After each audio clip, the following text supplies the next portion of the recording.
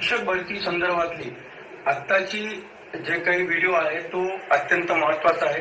कारण गेल्या 5 दिवसापासून आम्ही नागपूर विधिमंडळाचं जे हिवाळी अधिवेशन सुरू होतं त्या हिवाळी अधिवेशनामध्ये या ठिकाणी धरणे उपोषण सुरू होतं आणि आजचा जो काही 5वा दिवस होता या ठिकाणी आज आमचे माननीय मंत्री महोदय यांच्याशी भेट झाली. शिक्षण मंत्र्यांशी आम्ही चर्चा केली.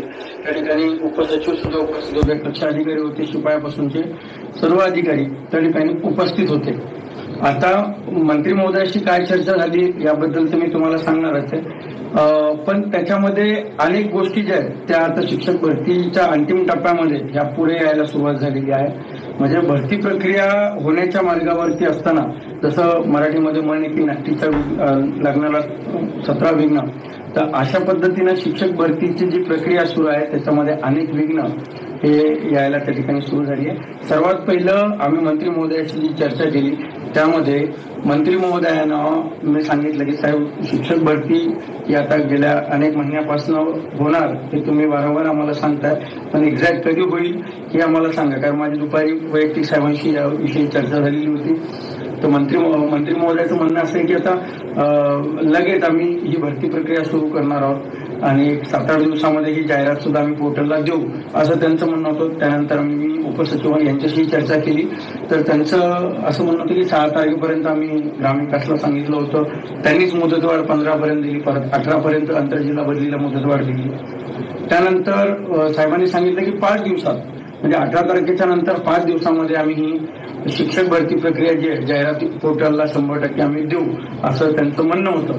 परंतु आज ज्या काही घटना घडल्या त्या घटनांनुसार असं वाटतं की भरती ही जी आहे ही पुढे जाण्याची शक्यता आहे. ती तो निर्णय तो जो काही घटना आहे ती म्हणजे माननीय आमदार गोपीचंद पडळकर यांनी एक मुद्दा त्या ठिकाणी आज लक्षवेधी मांडली आणि त्या लक्षवेधीमध्ये सोलापूर जिल्ह्याचं जे काही एमटीसी आणि एनटीसीचा अतिरिक्तचा जो मुद्दा होता तो मुद्दा त्या ठिकाणी त्यांनी मांडला आणि त्या संदर्भातली सोमवारी म्हणजे 18 तारखेला जे विधिमंडळाचं कॅन्टीन आहे त्या ठिकाणी 6 वाजता बैठक आहे.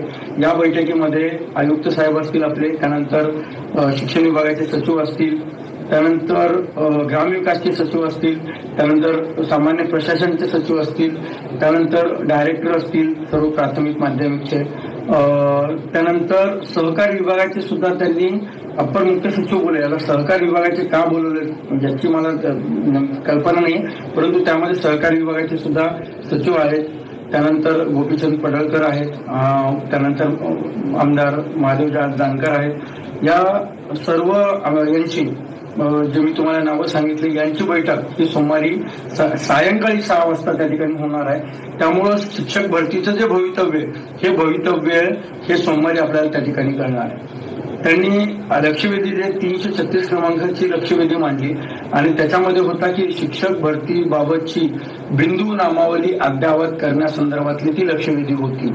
आता ऑलरेडी अद्ययावत झालेली आहे आणि अद्ययावत आता आपण बघितलं किती महिने त्याला बिंदू नामावली अद्ययावत करण्यासाठी गेली आहे आणि त्यांनी ती मागणी मांडली की अद्ययावत करण्यासंदर्भातली.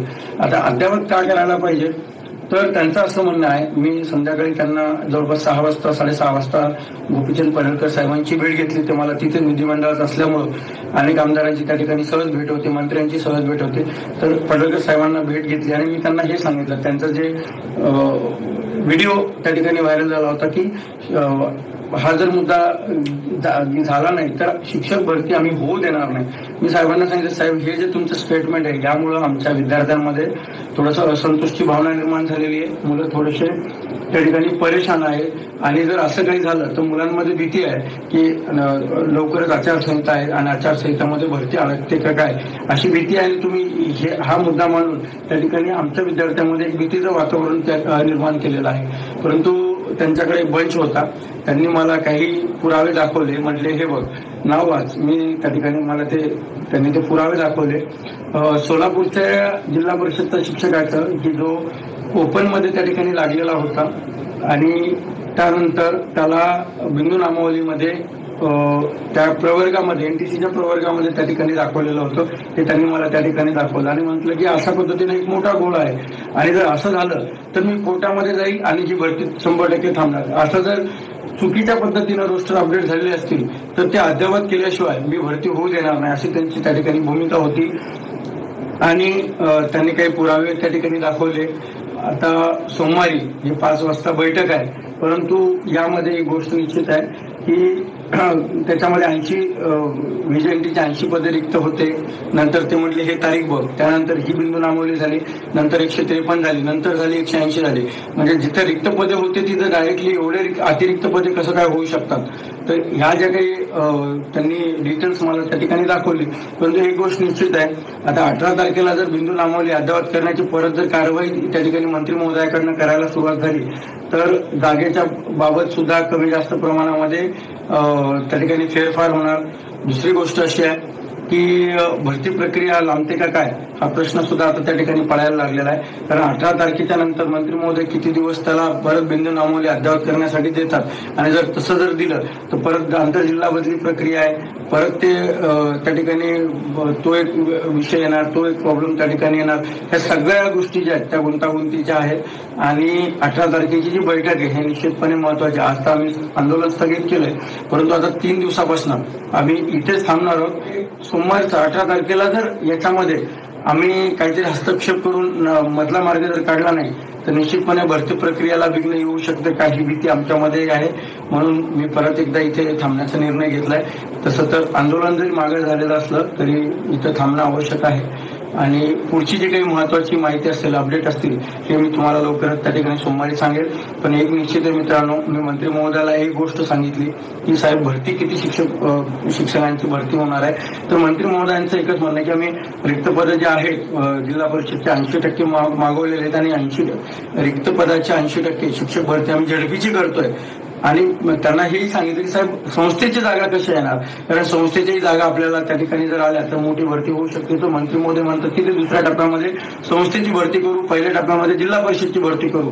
मी म्हटलं साहेब ही जर भरती झाली तर मोठी भरती होईल आणि झडपीची वेगळी परत दुसऱ्या टप्प्यामध्ये संस्थेची, हा अन्यायकारक निर्णय. असं होऊ नका, म्हणजे असं नाही झालं पाहिजे, कारण दोन्ही भरती हे रेग्युलर त्या ठिकाणी झाल्या पाहिजेत. तर त्यांचं म्हणणं असं की बिंदू नामवली झाली नाही, त्यांचं रोस्टर अपडेट नाही झालेलं.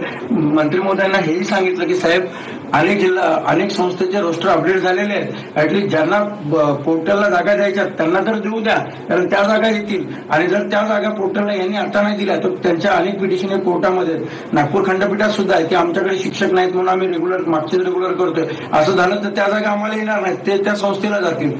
तर मंत्री महोदय म्हणतात की नाही, त्यांचं रोस्टर होऊ द्या, मग दुसऱ्या टप्प्यात आपण त्यांना घेऊ.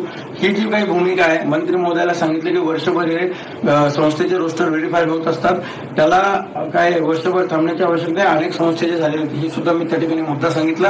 हे बाब निश्चित आहे की आपल्याला आता वेगळ्या पद्धतीने लढाई लढावी लागणार आहे. आणि ही लढाई कसं आहे, शिक्षक भरती अंतिम टप्प्यात आली आहे, तशीच गुंतागुंतीची सुद्धा झाली आहे. आणि ही गुंतागुंत सोडवण्यासाठी पुन्हा एकदा आपल्याला शिक्षण आयुक्त कार्यालयाला मोठा आमरण उपोषणचा लढा आपल्याला द्यावा लागणार आहे. 26 तारखेनंतर पुन्हा एकदा आयुक्त कार्यालय या ठिकाणी आपण बसणार आहोत आणि हे आमरण उपोषण असणार आहे. आणि हे उपोषण आता शेवटपर्यंत त्या ठिकाणी आपण म्हणजे मागे घेणार नाही. त्यामुळं जास्तीत जास्त अभियोगधारकाने या आंदोलनातही सहभागी व्हा. पुढचे काही डिटेल्स असतील तर ते डिटेल्स आपण लवकरच त्या ठिकाणी बघणार आहोत.